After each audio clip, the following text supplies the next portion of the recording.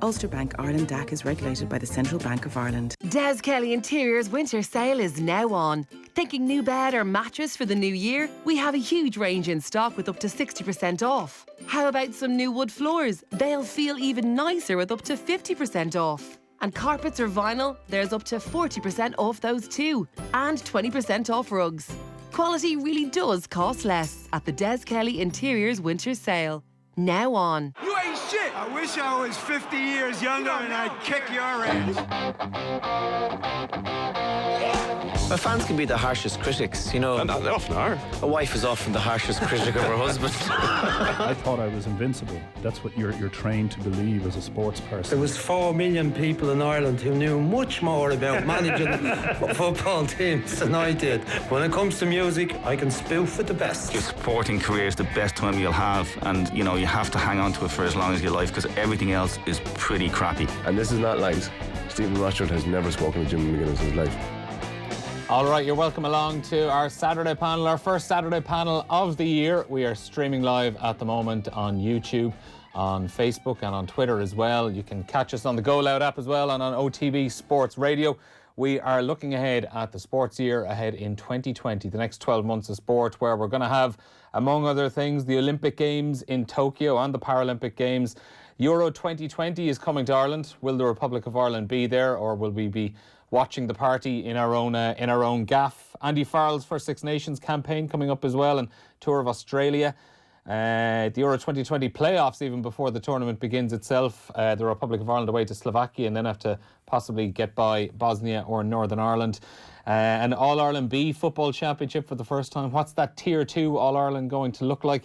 And also as well in September, the Ryder Cup at Whistling Straits. Padraig Harrington captaining Team Europe for that as well. Alongside me at the moment, I have Kieran Cunningham of the Irish Daily Star and Brendan O'Brien of the Irish Examiner. Hopefully we'll have a third in the next few minutes. We're still waiting on the empty Mick chair. Like Clint Eastwood had an empty chair. The Happy New Year anyway to you all, lads. Yeah, same to you. Nice Christmas break. Yeah, it was good.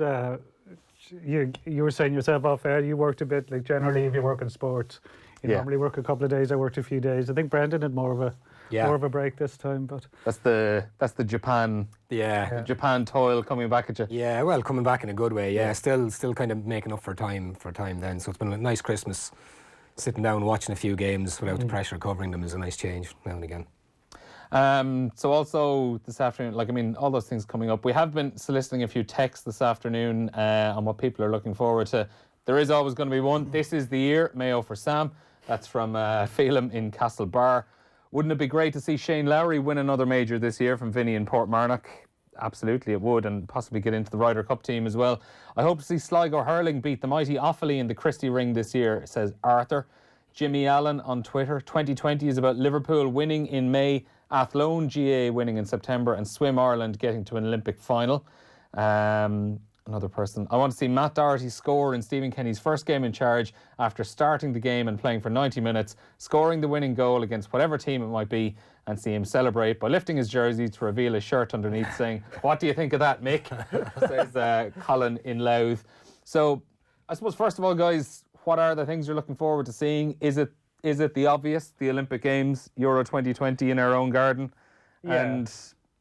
Yeah, they would be the big ones because, they are events that come around. Well, there's never been, obviously, a major soccer tournament, any games played here before. So that will be an event, and it's something that will draw a lot of people in.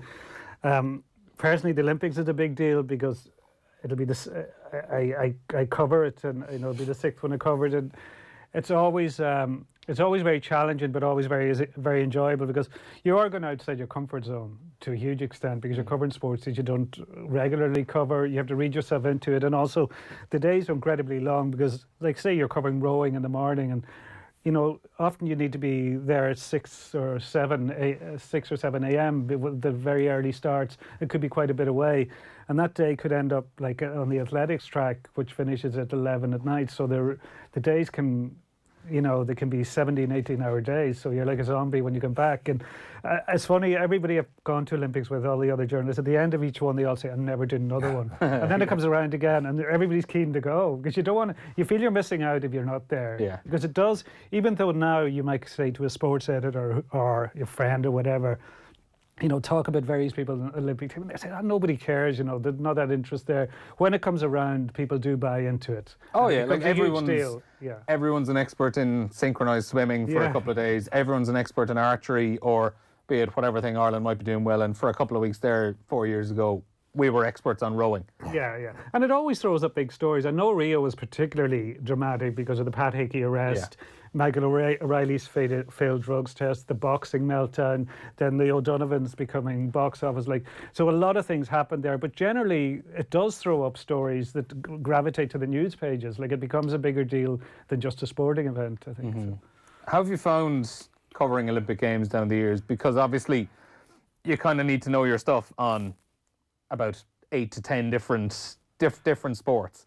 Well, I wouldn't say you need to know your stuff. You need to know the core details. Spoof convincingly. Yeah. If you talk to, I would say, quite a few of the Olympians are quite sceptical, or they snigger up their sleeves at a lot of us are covered because they know, they never see us they only see us every 4 years. So, but I enjoy that because it's a break, and even I've always liked going to stuff that isn't necessarily of Irish interest. If you have an hour to spare, you have the schedule there and you say, okay, I'll go to the gymnastics and watch Simone Biles, who's an incredible American gymnast, maybe the best athlete in the world. She's so agile and flexible, and the things she does are just jaw-dropping. And it's good to do a bit of that, things, or even go to a weightlifting final or something you'd never go to, and maybe you've watched on TV over the years, and you don't have to write about it. If you get a spare hour to go to stuff like that, and it does open your eyes to a wide world of sport, because we become very insular. We cover 2 or 3 sports really in depth all year round. Most papers here. The same. UK is even worse. UK is 90% soccer. Yeah. At least we've a bit more. We've GA and rugby that get a bit more coverage here, but. Yeah. Have you done Olympics before, Brendan? No, I haven't. I did the Paralympics in London in 2012. That's my only kind of experience of that bubble so far. And to this day, that still ranks maybe the best, certainly the top 3 events I've ever covered. And I mean, that was purely Ireland winning a medal every day. But like Kieran talks about, the sheer variety of it. I mean, if you go to an Olympics not knowing much about it, try and go to a Paralympics and some of the sports and the classes and everything. Very, very challenging, but very rewarding as well. But I think when you're talking about looking at a year at this time of year, obviously, Kieran's right. The chance to kind of focus in on an Olympics is something different. And even some of the sports that we do cover all the time, if you look at the football, the Euro 2020 finals will stick out. But, I mean, the prospect of Stephen Kenny coming in as the new manager, there's a lot riding on that, regardless of what happens with the FAI, the playoffs under Mick McCarthy, and whether we get to Dublin in June or not. Things like that, the prospect of something new coming out. Another thing I'm looking forward to as well, we've 2 exceptional teams. You talked about soccer and rugby, Kieran. We've 2 unbeaten teams that a lot of people in this country would follow in Leinster Rugby and Liverpool in the Premier League. Going to be fascinating to see how deep into the league, into the year both of them can go. But you look at the variety, even Corofin are on TV at the moment, one of the most exceptional teams in Ireland at the moment. The sheer variety that we have to look forward to at the moment is brilliant. Yeah, and one of the things I find as well, it's very interesting if you look at the top 20 or the top 10 most watched TV programmes of the year. The list comes out every December, and the toy show, the Late Late Toy Show, is always number 1. Generally 6 or 7 of the rest of the top 10 are sporting events. Yeah, and your All Ireland finals. It there's tends normally to be a couple an of Ireland, England, Six Nations. If Ireland get to the Euros, there'll be a couple of those games will be in there.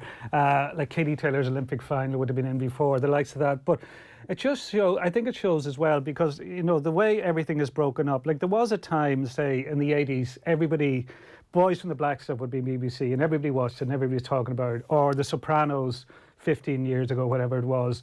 But now everything is so fragmented, and there's so much choice with Netflix, etc.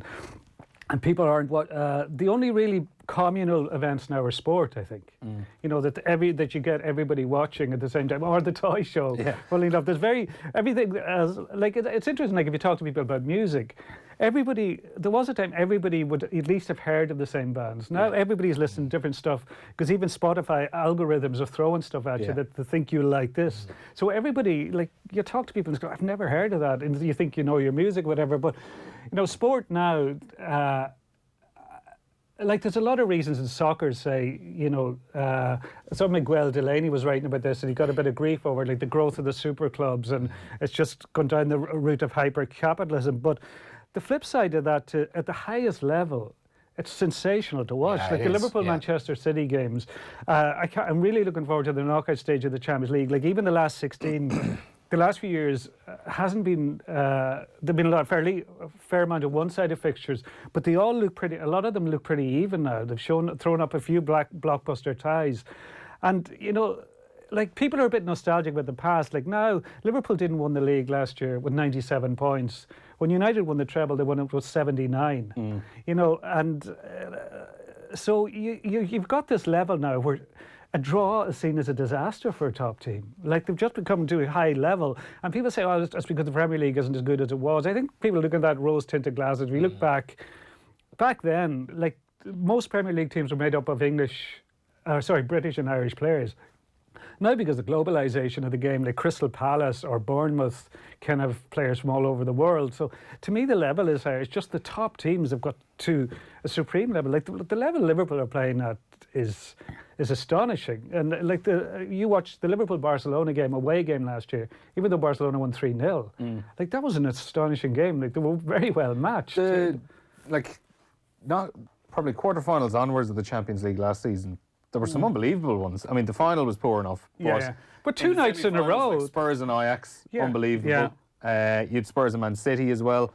Before that, Liverpool and Barcelona. Yeah, the two comebacks were United, successive PSG. nights. Yeah. There were some unbelievable That's games. been the case in the last number of years in the knockout stages of the Champions League, and it's kind of strange in that I'd hardly turn on a group stage game at this stage, because where once you talk about nostalgia, Kieran, I mean, if you had Inter and Tottenham, well, not Tottenham back in the 80s or 90s, but Inter and Man United in a Champions League game 15 years ago, you'd be salivating about it for 3 days. Now it's like, there's 3 of those games on in a week. But come the knockout stages of the Champions League, and it feeds into that point that Miguel had, it's just the standard has just peaked across the top of all elite sports. Rugby is the same. I mean, Gaelic games is the same. Look at what the Dubs are doing. Of the 10 best games I've ever seen in Gaelic football, I would say at least 6 were in the past decade. Like the level, and maybe 7, really. In a lot of ways, what we're watching, I've said this about Gaelic football as well, and hurling,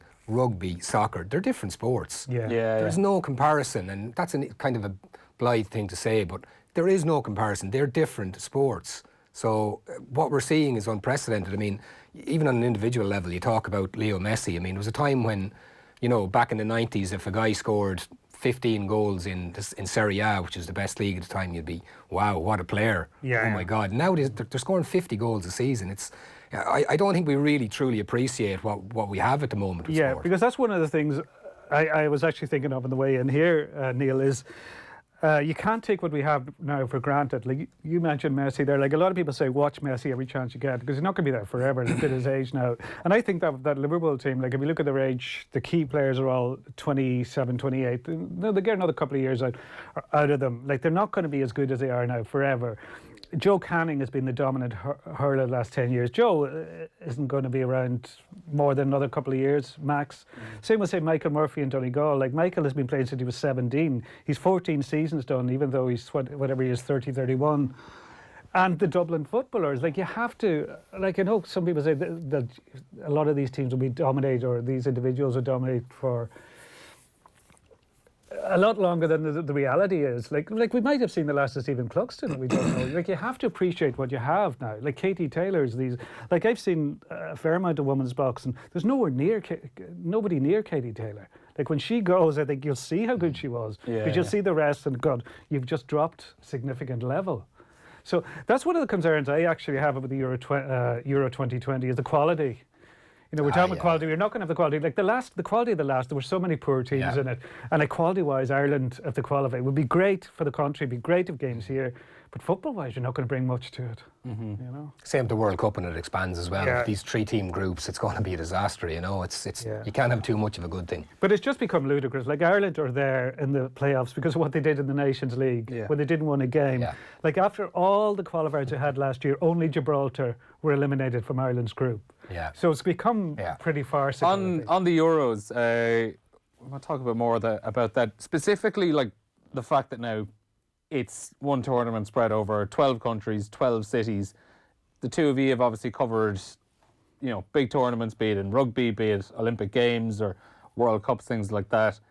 Like, is it absolutely going to lose the big tournament feel, the adventure of being in a country for those few weeks? It will be different. Does it just feel like there's a tournament that's running over the summer? There's no doubt about it, it will be different. But we're having changes. We've seen with the Europeans before. We've had Belgium and Holland and Poland and Ukraine. So it's not completely different in that sense. But,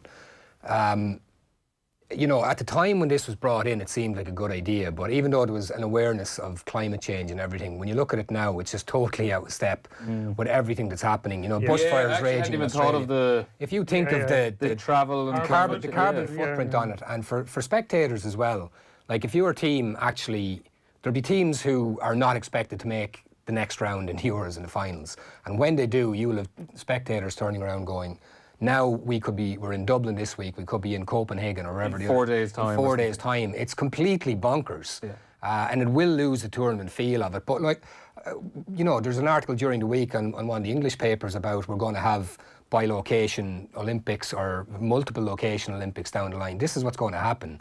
There's people writing already about, the idea of having these massive tournaments. We've already talked about Olympics with, Winter Olympics with a bobsleigh facility that lies in ruins and empty for, you can go to Barcelona and other places now and see, relics that were used for a 2-week period. So that was always there. But now the climate thing is coming in as well.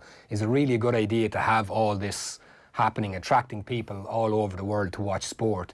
This is probably the way it's going to happen down the line. Yeah, because I can see them going that route in the sense, I covered the 2006 Soccer World Cup in Germany, and it was brilliantly organised, and the transport system is amazing, the trains were amazing, the motorways, etc.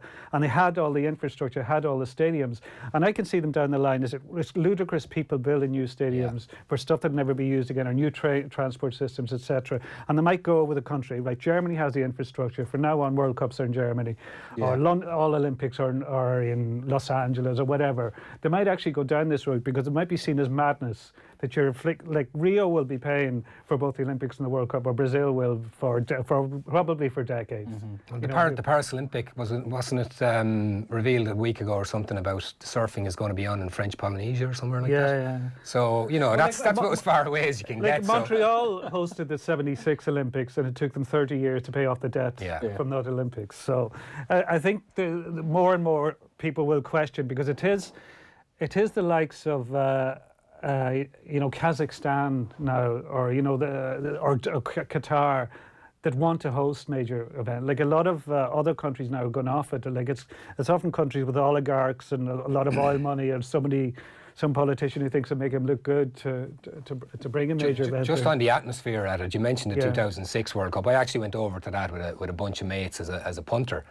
And I got probably the worst game of all time. Paid about €100 for a ticket for. Let me guess, Ukraine, Switzerland. No, Portugal. That was the worst. That one Portugal. Was the worst. What was it? Angola. Right. Oh my God, in Cologne. But anyway, we were there for about a week in Cologne, and we had a loose plan. Right, what will we do after this?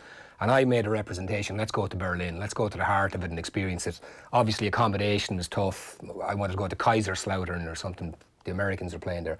In the end, got outvoted, and we went on a little mini tour of Belgium and Holland instead. But literally, as soon as you cross the border from Germany during the World Cup into Amsterdam or Liège, I think it was as well, the atmosphere just changed completely.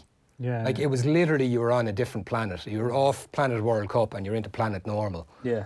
So it does have an effect on it. Now, the counter to that is, we've never had you mentioned it, Kieran, we've never had a major soccer tournament in Dublin before. We've had a Europa League final. It will be, for those type of cities, what's the other Spanish city, Bilbao, is Bilbao. it?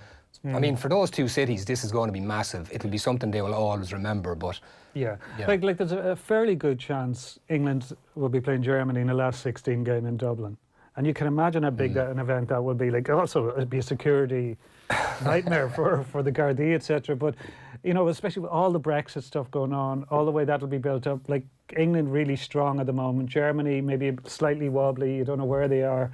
And that would take over the whole city. Like, it'll be... Is there? I think people won't realise it till it's almost upon us how big it's going to be. And is to kind of go along with that mightn't even realise it's upon us until it actually is. The whole FAI thing, and is an enormous cloud obviously hanging over that. Is that potentially going to overshadow what could be an amazing party for people in Ireland? I don't think so. No, I think that's going to be an ongoing problem or an ongoing story, and I think more will come out. But I think a lot of people, will block that out. Yeah. They will. And the same as when Stephen Kenny comes in, there will be huge interest. As Brenton says, in both him and the players he brings in, and the way they play, and the chance it gives to somebody of his background. And people, are able to compartmentalise things and say, the FAI, huge problems there.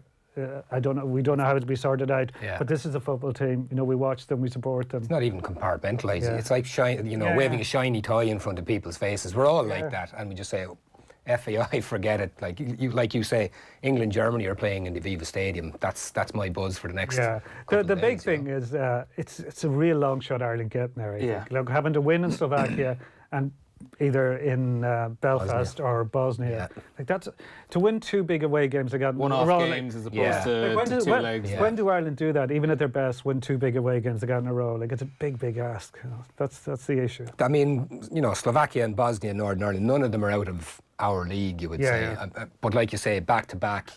But you look at the lack of goals, lack of goals. Like maybe, and no, I'm not going to say maybe, because just knowing Mick and his track record, how loyal he is to players, he's not going to throw in Obafemi or Adamida or the names that people are talking about the last few weeks. No. It's going to be whoever has been there. It's be David McGoldrick, who is brilliant and very willing, but he doesn't score. Like I watched him against Liverpool again. He runs some stuff into ground, and he rarely gets a chance. And then if Ireland do get there, and they are at their own You're party, very optimistic there. But it is going to be it just will be absolutely fantastic for people to be going to see the Republic of Ireland playing in a major tournament. Of course, in Dublin. Yeah.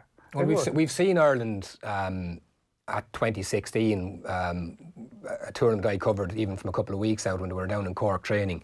When they got that time together, they played good football. Yeah. Got hammered by Belgium and Bordeaux, but they actually, the Wes Hoolahan goal in the opener against Sweden, they should have won that. They can play good football when they have a bit of time together. And that's the thing that Mick McCarthy has basically always said, look, I'm here in a short-term contract. The realities of international football are you have very little time to work with the players. So, if they got there would be a possibility, a home advantage of something very, very special happening. But like Kieran says, I don't see them actually getting there. A few more texts coming in before we take an ad break here. The great BBC commentator Barry Davies. Davies had to be the greatest at becoming an overnight expert. He was so assured in his work and remembered that most of us were just learners. Another one here. Of all the things we have to look forward to in 2020, I'm guessing that the FA Cup is something that isn't one of them, as no one will care about it. Is there a more pointless sporting competition from Dan? The League Cup. League Cup. I've found in the last few years, the League Cup has actually kind of given you a bit more excitement. I don't know. Obviously, up until this season, for certain rounds as well, League Cup generally it's done on the night, so you're going to be getting your extra time or penalties. You're not just sitting there watching some teams sitting there playing for the big money replay. Yeah, but I think something has to give. Like Jurgen Klopp was talking about, and a few managers have been talking about. Like you look at the amount of injuries. Like I think Newcastle United in one game picked up 4 injuries. Like Liverpool seem to be picking up an injury every single game, because when you're playing every 3 days, that's going to happen. And Sadio Mane's season. Summer finished a week before the Premier League started. He finished up at international level, and then they gave him an extra week off. So he'd 1 week's holiday, no pre-season, and he's to come straight into this. And if you want to keep international football, you have to get rid of some of the other competitions. So I think the FA Cup and League Cup are doomed. Because you have to give players a break. Far too much has been asked of them. They've been run into the ground. And Club World Cup isn't going to go though anytime soon. Well, that's going to be expanded as well. Yeah, that'll be expanded, and there will be there'll be some form of European Super League down the road. So I think these competitions are due. Like you'll see tomorrow. I've read stuff like because Liverpool will play a very weakened team that'll give Everton a chance to win for the first time in 20 years. But Everton will probably play a second team too, because Everton are only 5 points above relegation. Did you tweet this morning it's going to be Liverpool's third team against Everton's second team.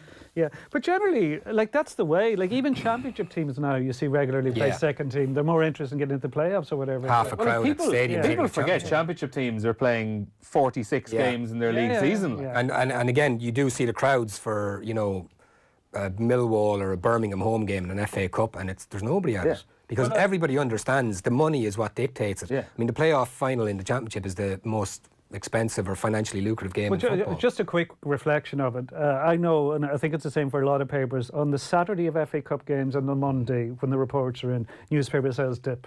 They dip significantly, so that shows the interest isn't there. Looking forward to the summer of hurling down at Wexford Park this year. Strawberries in full flow, yellow bellies flooded around the town, and Davy Fitz giving it socks on the sideline from Liam in Rathnure. And also can't wait for this year's Olympics. Hopefully we'll see a gold for Ireland, along with a few other medals, which is realistic. And it'll be very interesting to see if we can get the same buzz for a 100-metre men's final like we did during the Usain Bolt era. It's from Ken in Letterkenny. We'll have more on our Saturday panel. Looking forward to the sporting year ahead in 2020 after the break. The Saturday panel on Off the Ball. This Irish success story is brought to you by Guaranteed Irish. Home to Sean O'Casey and W.B. Yeats, Mountjoy Square is also home to DID Electrical's first store since 1968. Now employing 350 people in 23 stores nationwide and online at did.ie. DID continues to deliver, install and demonstrate the latest appliances and technology. Guaranteed Irish welcomes companies that are altogether better choices for our communities. So look out for it. Guaranteedirish.ie. Altogether better. Sale now on at Curry's PC World. Get in store now for unbelievable deals on kitchen appliances. We've got amazing offers on big brands like LG, Samsung, Beko and AEG. Get an LG American-style fridge freezer with water and ice dispenser from only $9.99. And we've got unmissable savings on ovens, washing machines, dishwashers and more. We won't be beaten on price, so get in store or online at currys.ie. Terms and conditions apply.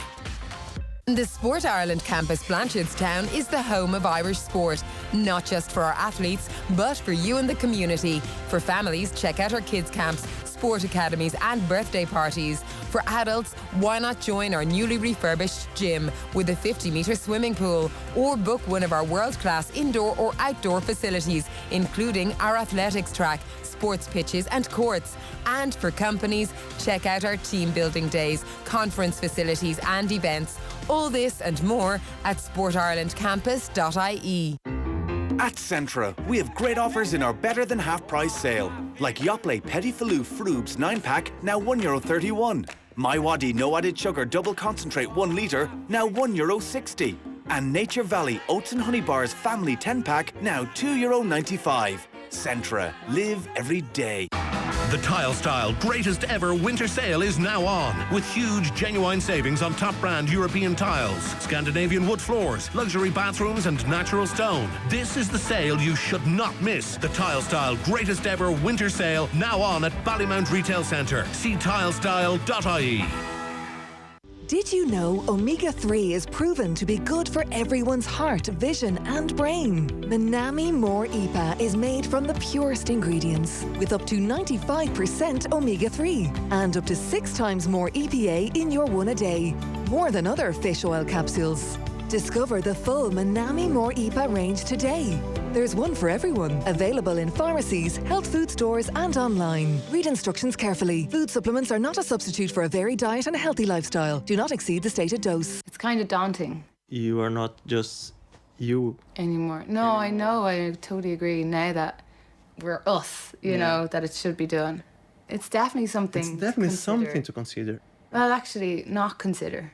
To do. Because it's the right thing to do, to look after each other no matter what happens. No one should spend time thinking about the worst things that can happen. That's why VHI has made setting up life insurance simple. Search VHI Life and get a quick quote, or call us on 1890 444444. VHI Healthcare DAC trading as VHI Healthcare is regulated by the Central Bank of Ireland and is tied to Zurich Life Assurance plc for VHI Life Term Insurance. Across Ireland. This is the IMRO Radio Awards Station of the Year. This is News Talk. It's 2 o'clock. Good afternoon. I'm Stephen Murphy.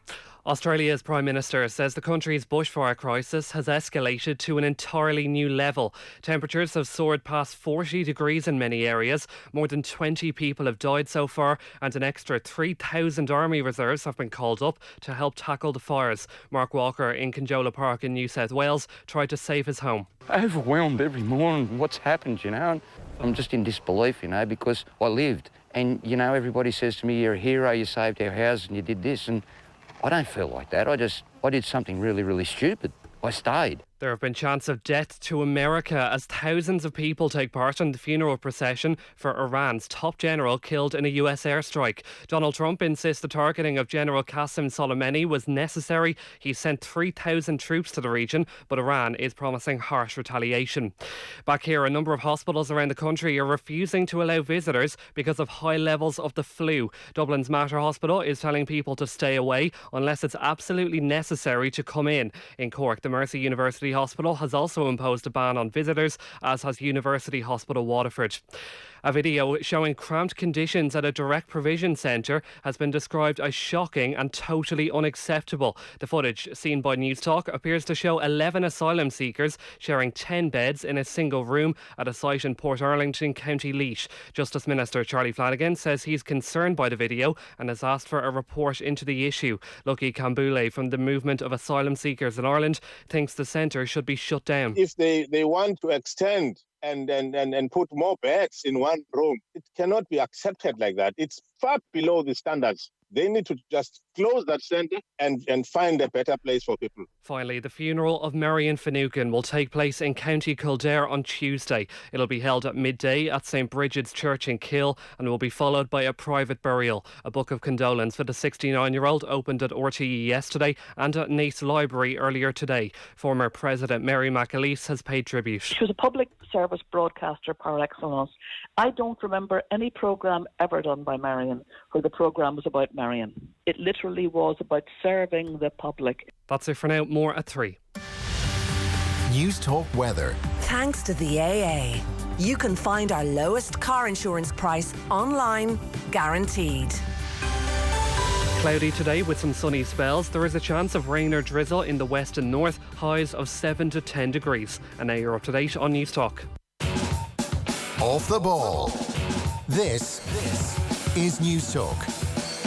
All right, you're welcome back to Off the Ball. Neil Treacy here with you until 5 o'clock this evening. We're midway through our Saturday panel looking ahead at the sporting year in 2020. I'm alongside Kieran Cunningham of the Irish Daily Star and Brendan O'Brien of the Irish Examiner. We spoke a lot about Euro 2020 just before the break. The other big sporting event this summer, obviously, is the 32nd Summer Olympic Games, starting 24th of July to 9th of August in Tokyo in Japan. Brendan, you were in Japan, obviously, this year for a good stretch. Yeah. Rugby World Cup. Last year. Last year. Last year. What is it like as a big tournament venue? It was fantastic. I mean, obviously the typhoon Hagibis put paid to a lot of plans, but in general, just as a venue, infrastructure, the way the locals bought into it, as a cultural experience for people going over there, it's going to be brilliant. It's going to be a lot of historic venues. A lot of the venues from the previous Tokyo Olympics in the 60s are going to be used again in the inner hub around the main city centre area, for want of a better phrase. It's going to be massive. People, until you get there, you don't realise the size of the place. It's like the greater metropolitan area is 38 million people or something. It's the biggest metropolis on the planet. And what I always find with big cities and big events, they do get swallowed up in it. I remember going to see Japan play Scotland in the last group game down in Fukuoka, which is a big city of over 1 million people, and running late, trying to get to a bar to see it 2 minutes from kickoff, and the city is still moving. It goes on without it. You find the same in London and Paris and other cities, but they will buy into it, and it will be an incredible occasion. There's a lot of talk already, obviously, about the weather that's going to be over there. The marathon has been moved up to Sapporo. Apparently a lot of athletes aren't very happy with that. The other change will be that the actual Olympic Stadium is going to be ready in time. It is ready in time, which it wasn't for the Rugby World Cup. The final venue was Yokohama for the rugby, which was fine, but it was a little bit soulless. And by all accounts, the Olympic Stadium is going to be better. So it's going to be a great occasion. We won't have any of the stuff coming up to Tokyo like we did with Rio, which was from a planning point of view and actual events on the ground. Yeah, and disastrous. like I was reading, it seems that compared to Rio, now Kieran, you were in Rio, so you'll know this a hell of a lot better than me, but it does seem that so many more of the locations and the buildings and the stadiums are bunched far closer together in Tokyo compared to where they would have been in Rio. Yeah, like of all the Olympics I've covered, Rio was the most difficult and the most frustrating, and the one that in many ways didn't feel like an Olympics. Like even in terms of the tickets were way overpriced for the locals. So often, you might have venues only 20% full. So it didn't have the atmosphere. And like for talking to some of the Irish athletes about it, like athletes in the broader sense, like across a range of sports, and they found that a bit deflating because, they have in their head what it'd be like the Olympics, and there's a heaving venue and a stadium, and it's like London 2012 when everything was electric and hopping, and it just wasn't like that. And even like I remember, because you have media shuttles that get you around at Olympics, but the odd time I thought, like, I'd just get a taxi and try to get the boxing venue or something. And they hadn't a clue where it was so big, Rio. And I remember one day, 75 minutes in a taxi. And I just said eventually, just let me out. And I just started walking. Eventually I managed to come on. And he hadn't a clue where we were going.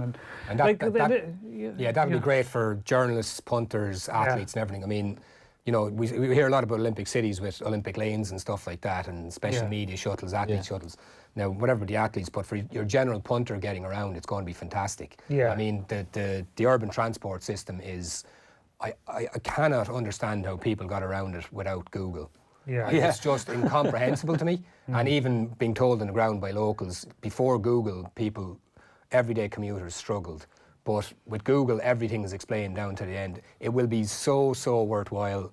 Culturally, the food, everything else, it's going to be an amazing experience. Yeah, because I've been to Tokyo twice before. I went on holiday to Japan in 2001, travelled around Japan a bit, and then for the 2002 Soccer World Cup as well. And that was before, sat-nav and smartphones, etc. So that was one of the first things. The subway system then, I got lost a couple of times because most of the signs are just in Japanese. I don't know if that's changed since then. There weren't many English signs. There's just so many people going and you're trying to make your connections, so it was very confusing. But I could see this being like the best organised Olympics in a long time. And also, as far as I know, I think it's 90% of tickets are already sold. It will be packed to the rafters, and so it'll feel like a proper event. Well, we saw the way the Japanese people bought into the Rugby World Cup, and locals singing "Bread of Heaven" or whatever it was went viral at that time. There's no doubt that there's a sense of communal pride and this willingness to show off Japan to the world. And Japan is going through a lot of changes at the moment. It's one of the most homogenous societies on earth. I mean, there's a traditional kind of suspicion of foreigners going back a long time, but that's all changed only last year with new legislation brought in. You're now starting to see foreigners in 7-Elevens, stuff like that, which is just, wouldn't have been heard of 10, 15 years ago. So the country's opening up a little bit. So the Olympics is actually happening at a very interesting time for Japan itself. In terms of the games itself then, how many medals are going to win? That's what everybody always I didn't get to this. That's what everybody ever asks. Never mind the medals.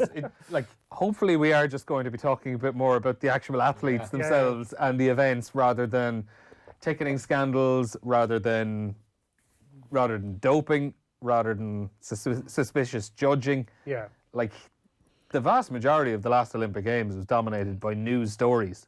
It was, but at the same time, it threw up brilliant sporting stories. It did, it certainly did. But the Annalise Murphy redemption story after the heartbreak in London was a great story. The O'Donovan story in particular, it just... they were so clever in the way they dealt with the whole experience, there was nothing cynical about their interviews or anything, but it was just to be themselves, and it was a way kind of relaxing and just taking a little bit of the pressure off themselves. Like Thomas Barr, I think his performance is still underrated. Like, it was one of the best performances ever by an Irish Olympian, to come fourth in the sprint final. And, to come so close to a medal. And one of the guys who beat him basically hasn't been seen since the Kenyan. So, you couldn't have done more. And, you had a hockey team there, the first team to have been there since 1948. You had Ollie Dingley, who did really well in diving. Like, there was lots of great stories all over the place, and I think you'll get that again. Like, for too many Olympics, we were just going looking at boxers. Yeah. Like, and you could spend the whole thing just looking. And I'd be very. I have a lot of time for people who've been involved in Irish boxing. I love boxing, but you want to get more of the whole experience. So now you can go that's there. It's part of the Olympic experience, isn't it? That you start picking out every sport under the sun almost, and Absolutely. as we're saying, you become an expert on it for a few days, but you want to see the Irish in all of that. Yeah, so but no, genuinely in Tokyo, you can go to boxing thinking there could be a medal here. Yeah. You can go to rowing, being pretty confident you'll see at least one medal. You can go and watch gymnastics, and Rhys McClenaghan will be a medal contender. And then there's others like show jumping, golf, obviously.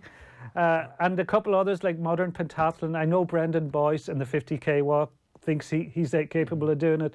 You know, Thomas Barr, if he gets to the final, which is very, very hard, will always fancy himself in a final. So from that point of view, I think it's a very exciting Olympics for Ireland. We're seeing a very definite shift in how we approach the Olympic Games, not just in terms of this culture of high performance out in Abbottstown, but Sport Ireland have come out and said that we need to get to a place where, like the GB experience was maybe 10 years ago, we need to prioritise where's our best chance of getting medals. Now, there's a plus and a minus to all this, and the GB situation is showing that there's not.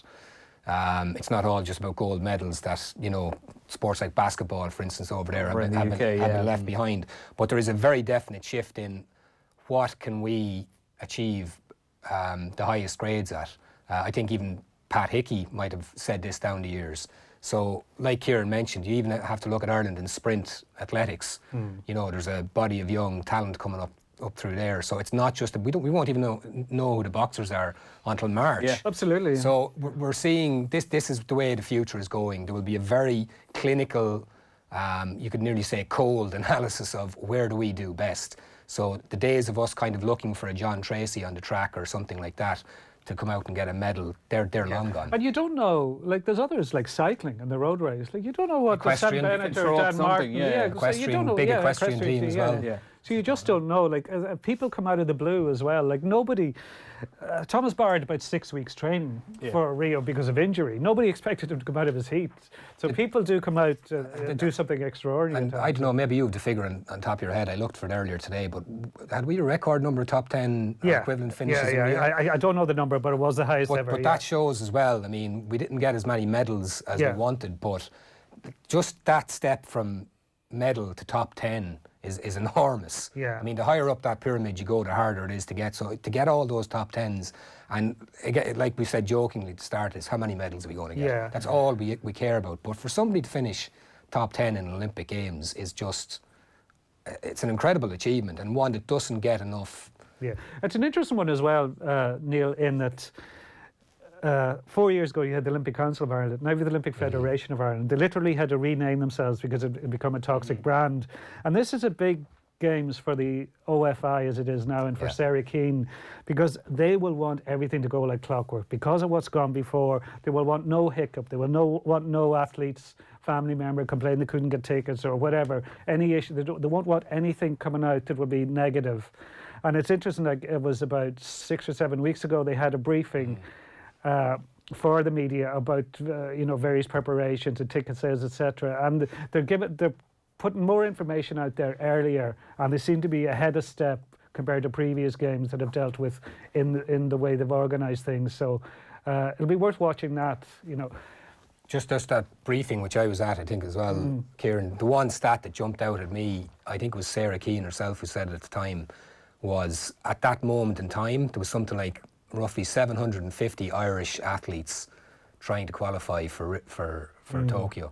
Yeah. So basically, if we had a team of 77 the last time, you're talking about 1 out of every 10 people will make it. I mean, it's and it goes back to my point about top 10 There's new sports all the time. finishes. Like Jack Woolley is the first Irish qualifier ever in Taekwondo. Like sorry for cutting across you. I might ask though, like you mentioned, the Olympic Council of Ireland literally had to rebrand themselves to get away from the mess that had been created from Rio.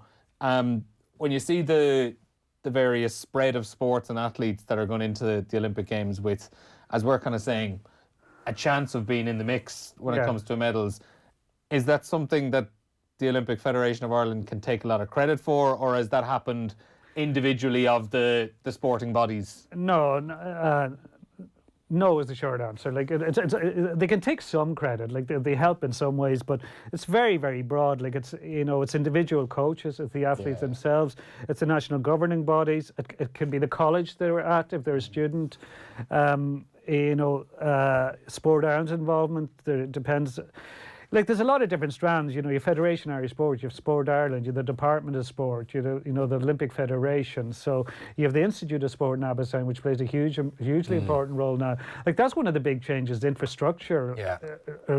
Infrastructure, because we used to be always moaning like we don't have a 50-metre pool, or there was always something. Like now velodrome people are looking for, and eventually that seems to be going to come down the track. Water rafting now as well. Yeah, whitewater rafting. But like facility-wise, Ireland has improved dramatically. Like there's very good indoor athletics facility in Abbottstown now, and one in Athlone. Yeah. And there used to be, one in Neenah, I think, that was pretty basic, and that was it. It was very basic in the past. I'm just going to break away from that very quickly. There has been a second goal of the game in the FA Cup third round at Spotland. Rochdale against Newcastle United. Newcastle had been leading 1-0. The latest score now, though, from Adam Jury. Rochdale 1, Newcastle 1, and 40-year-old Aaron Wilbraham, on as a substitute, has levelled things for the Dale in this FA Cup tie. It was great play down on the right-hand side. Matherton delivered a low cross to Wilbraham. His touch deflected off a Newcastle defender, coming straight back to him, and inside the box, he slotted the ball low past Dubravka. It's Rochdale 1, Newcastle 1. I'll just update you on the rest of those scores, most of them heading into the final 10 minutes of these early games. Birmingham 1, Blackburn 1. Dan Crowley had scored the opening goal for Birmingham. Bristol City and Shrewsbury Town also 1-1. Burnley 4-2 up now on Peterborough United. Jeff Hendrick among the first half goal scorers for Burnley. Millwall 3, Newport County 0. Rochdale 1, Newcastle 1, as we heard there from Adam Jury. Rotherham United 2, Hull City 2. Brentford and Stoke City then is among those games kicking off at 3 o'clock. But as we were saying, guys, Olympic Games, and quite a lot of individuals and teams, as we were saying, potentially going for medals. One team as well, like we could potentially have a rugby team going to the Olympics this time around. The men's team still have to go to I think it's the final repechage this year. June, I think. Yeah, later on this year. The women's team obviously have missed out as well, but it is nice to kind of see some of these teams, like we'd hockey, men's hockey, and then women's hockey team qualifying this time round, and even just seeing some more of those Irish teams involved is nice. Yeah, and it's a big the size of the team will increase exponentially. It's a big financial commitment as well for those sports. I mean, the last time as well with the hockey team in Rio, there was a lot of talk about how they're going to finance themselves. Very, very difficult. But I mean, the men's rugby, for them to qualify would be sensational. I mean, this is their first year on the World Series, as far as I'm aware. To go from some of the teams they were playing 2-3 seasons ago, it would be an incredible achievement. Mm-hmm. We'll move on from Olympics then. Another thing happening this year is big season of change in Gaelic football, because for the first time we're going to have this Tier 2 All-Ireland Football Championship. Oh, no. Structures. We're always going to have this conversation. How much are we looking forward? One of my only nights out over Christmas, because I'm fairly sensible these days, but a fella bent my ear for half an hour about his idea to reform the championship, and I was thinking the only thing worse would be somebody talking to me about VAR for half an hour. It's just I forgot to include VAR on the list. Structures conversations are just... Well, the short answer, to me, I think this won't work. I think people won't buy into it. Yeah, buy-in is the key phrase there. I think there won't be much interest from players and managers. There won't be much interest from supporters, and I think there'll be very little media interest, because partly for resources, the media just aren't equipped to cover. That's exactly They're really stretched as it stands. Like, to me, what's more interesting is I would love to see a freshness in the All-Ireland Football Championship. And freshness doesn't mean Kerry winning. I know, even though they haven't won in a while, Kerry on average win All-Ireland every 3 years since the GA was founded. And they are going to win All-Irelands in the next 10 years. But I'd love to see somebody come out of the pack like Mayo could win it. When they win it, well, probably when they're never expected to win it. And they were completely written off last year after losing Dublin and said, this must be the end. Maybe somebody that can come through. Because it's interesting from what Dublin have said. They felt a lot of pressure last year, in their interviews since the Dublin players, and I have a feeling they'll be a little bit flat this year. So there might be a chance for somebody else. But the only thing is, the only team you can see make a convincing case for are Kerry. And I remember the last Dublin Kerry era, and it got very wearying for a lot of other people after very quickly. They just lost interest in the whole thing. It just seemed to be a closed shop, Dublin and Kerry, and the rest of us, you know, we might win the odd provincial title before getting hammered by Dublin and Kerry and Grove Park. And you do need more teams to emerge. And like Tyrone were one, but losing Carl McShane is massive. Losing Matty Donnelly for all of the league, and we don't know what kind of shape it'll be then. That's massive. So, you know, the other significant change of the rule change, the attacking mark could change it radically. Like it could make it very, very close to Aussie rules. And it's been ushered in without a huge amount of debate, I think. You know? As these things tend to be in the GA. Yeah. I don't think there's enough kind of prep done with these things, and there's always a lot of unintended consequences. The advanced mark, I haven't decided on it yet, which goes back to that point. We in some games I watched it, I thought it looked very attractive. I saw a lot of Kerry in the league last year, and Tommy Walsh was burning it up all over the pitch, but the advanced mark was a great thing for him. And if used properly, there might be a role for it, but again, I remain to be convinced on it. The thing on the structures, though, is it just goes back to Tommy Murphy. It's just, you can see already that's kind of being chipped away at. The court of public opinion just isn't there with it. Yeah. I think that's going to be difficult. The big disappointment for me was when he introduced the sin bin for Gaelic football, and then it's only for the black card. I mean, this was brought in, I don't know how many years ago now, and it was basically kicked a touch by the high-profile managers at the time. That was the perfect remedy at the time. It was the perfect system. Yellow card, 10 minutes, down a man. You know, the punishment fitted the crime. So I was a little bit disappointed when that was diluted this year. But in terms of the championship itself, I agree about Dublin Kerry. That'll hold water for a while, but after that, if we don't see somebody else coming up, it'll be very cold. And again, when you talk about elite sport and the Liverpools and the Barcelonas and, you know, the Leinster Rugbies and the Saracens, it's very hard to see anybody making that step up to the top. Yeah, the issue, like with the Euros here, the Euro games here, it's going to take over for, you know, a month or so. Like particularly when that's around the time the provincial hurling championships are played. So it's going to overshadow a lot of things, and then later on you'll have the Olympics. So from that point of view, it's a challenging year for the GA. Like the Olympics starts on July 24th, runs for 2.5 weeks, which is kind of, that's the business pick end up off of the back football end, and the end of the hurling championships. So it might be in the shadows a little bit, the GA this year, because of that. And you know, last year, because it was a 5 in a row, it was a huge event. Like Kerry winning the All Ireland is massive in Kerry, but it's not something everybody else is going to buy into.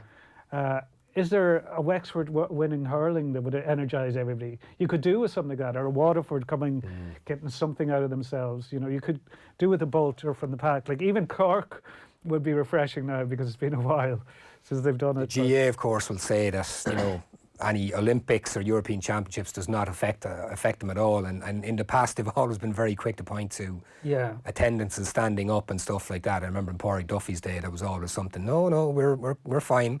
We're carrying on regardless, and we'll be fine. Which they will be, but it will, in terms of, you know, public profile, it will slip into the background a little bit, especially if something like England, Germany came to Dublin. Yeah. And if Ireland qualify, you know, that's the big one. Like if Ireland are qualifying and playing games here, even in terms of media coverage, like more media resources be put to that, you know, without a doubt, and more space will be given to that. So. A few more texts coming in. Let's hope we see those bloody Dubs knocked off their high horse this year, from Richard in Ballybunion of all places. No surprises there. Will we be seeing Owen Sheehan back over in Japan to go through where we should eat? That's from Warren. We're not sure yet. We'll see what plans we have on off the ball this coming year. Can't wait to see the Kilkenny hurlers dominate the 2020s, starting with this year TJ Reid to go down as the greatest of all time, hurler of the noughties by a stretch. Everyone else prepared to be bored. We're back, says Brendan Marnell, the Kilkenny Cat. And last text, she's achieved enough already, but this could be another big year for Katie Taylor. Another year older, but she seems to be one of the very few athletes who doesn't let that set her back. And that's from Sarah in Wicklow. We have a few more minutes left, guys. Anything else coming up over the next 12 months that you're looking forward to seeing, be it an athlete, a team, a competition? Well, it's funny because the texter there mentioned it. I was going to say this is Katie Taylor. I was lucky enough to be there when she won the Olympic gold medal, which was an amazing occasion. And I was there when she won her first world title at a pro level in Cardiff. And I know from talking to people in her team that there's a good chance that she'll be headlining a bill in Madison Square Garden this year. And she'd be the first woman ever to do that. And I would love to do that. I would love to be there. I think that would be an incredible occasion. And she's been such a game changer over the years. Like, this would be another notch in the belt. She's 34 this year. I was just about to ask, how long do you think she has at that level? Well, I know talking to Pete, her father, back in 2012, he thought she'd retire then. Yeah, that's right, yeah. So, and it's, nearly 10 years on from it. Yeah, and it's not just because, just a friend of mine who knows her very well was saying it's not just the fights that he was worrying about, this guy I know, but it's the amount of rounds and sparring. And she's sparring men all the time. Yeah. And eventually you can go one fight too far or one training camp too far and it can do damage. So a lot of people would like her. I wouldn't mind seeing her get an out after this year. Like if she beats the people she wants to beat, if she gets a rematch with Pursoon and emphatically beats her, if she beats Amanda Serrano, who's been very vocal about saying she doesn't rate her, or then there's no more question marks. Yeah, I don't think there really is anyway. Like I think that's been overstated a little bit, but I think this if she gets that, one more massive fight, headlining in Madison Square Garden, goes out undefeated, go and do something else, move on to the next chapter of your life. But that's if I had to pick any event to be at this year, outside of the Euros and the Olympics, it would be Katie Taylor headline Madison Square Garden. I think that would be sensational. Anything jumping out for you, Brendan? The Ryder Cup and the golf in general, just very interesting from an Irish point of view. We're going to have Padraig Harrington, obviously. Harrington, team captain for the Ryder Cup in Whistling Straits in Wisconsin. I've friends living in Wisconsin. I must get on to them actually about that. Very strong representation in the Olympics in men's and women's.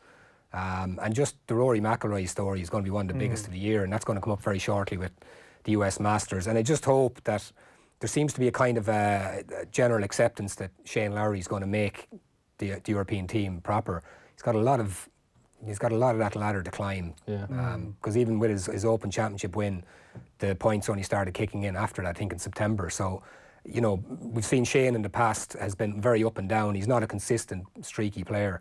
He won twice last year. He's going to have to do a few really good things this year to get his place in the team. What would Shane's...